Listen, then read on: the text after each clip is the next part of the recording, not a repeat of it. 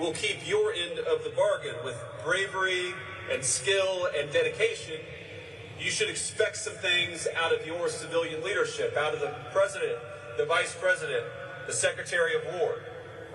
This is why we've pushed forward with the F-47 and the Golden Dome and any number of new and advanced technologies. It's why the President has made improving military quality of life such a central focus.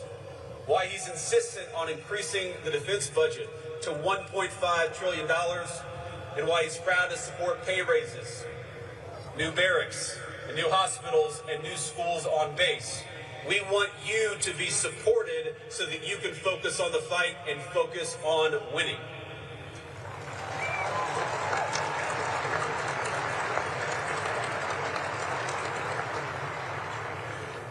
And you're entering an Air Force, and this is maybe the thing the President and I are most proud of, is that we've seen extraordinary recruitment numbers. The men and women you will lead in the Air Force and the Space Force are passionate, they are ready to go, they are excited to serve, and they will look to you for the leadership of the future. The mission that we will ask them to do under your leadership will showcase the strength, the ingenuity, and especially the sound moral judgment of our warfighters. And I want to tell you that I saw this ingenuity very real when we had this incredible mission where the 494th Fighter Squadron lost a couple of pilots downed in Iran. Now, we knew they were alive. We didn't know exactly where they were. The first confirmation that both crew members' beacons were active actually happened about a day after these pilots, or the second pilot, I should say, went down. And there was this period where we were worried that maybe he wasn't alive, and then this moment of joy when we realized that he was. But that moment of joy, that moment of celebration lasted very shortly, because we knew we had somebody behind enemy lines that we had to go rescue.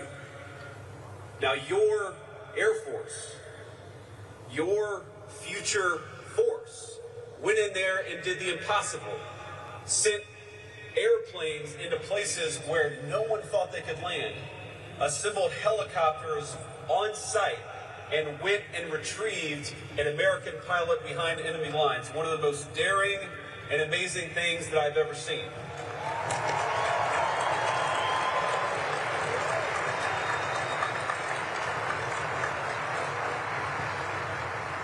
But I've never told anybody this before. I was sitting in a secured conference room on the phone with our military leadership and our civilian leadership, and that operation hit a bit of a snag.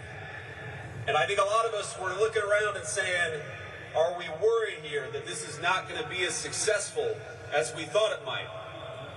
But it was an Air Force general who said, Mr. President, Mr. Vice President, we've hit some snags, but I promise you we're still going to get everyone out alive. And that was our great Chairman of the Joint Chiefs of Staff, Dan Kane. So smooth, so confident. And that's exactly what we did, and what we learned is that sometimes Plan A doesn't always work out. Sometimes Plan B doesn't always work out. But the reason why the Air Force and the Space Force are so powerful is because they go from Plan A to Plan B to Plan C, and they execute time and time again. And that's what makes you the best Air Force and the best Space Force anywhere in the world. And this brings me to my final and maybe my most important point. You know, this is the only commencement speech that I'm giving this year, and so I've watched a few highlights of graduation speeches where this or that corporate leader will discuss artificial intelligence, AI, and be met with literal boos.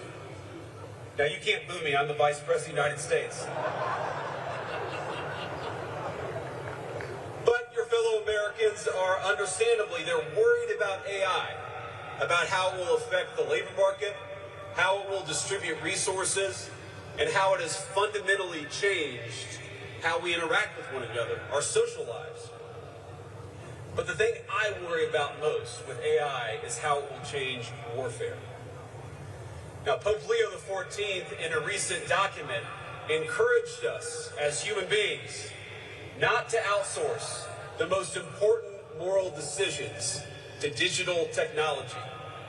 And I want to endorse that sentiment and make it more specific to each and every one of you.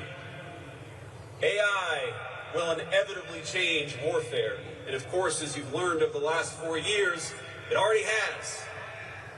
But one of the things that makes Americans unique, that makes you as warfighters unique, is that we wage war justly. But when I say that we, all of us, wage war justly, I mean fundamentally that you must do so. Because you are the ones who execute. You are the ones who lead on the battlefield. You are the ones who ensure that our lethality in war, which is amazing and necessary, it also coexists with our heart and with our conscience. It is an incredible burden to put on your shoulders, but it is one that we entrust to you with full confidence. And if the warfare of the future is to live up to the moral values of our ancestors, decisions over life and death must be made by humans and not machines.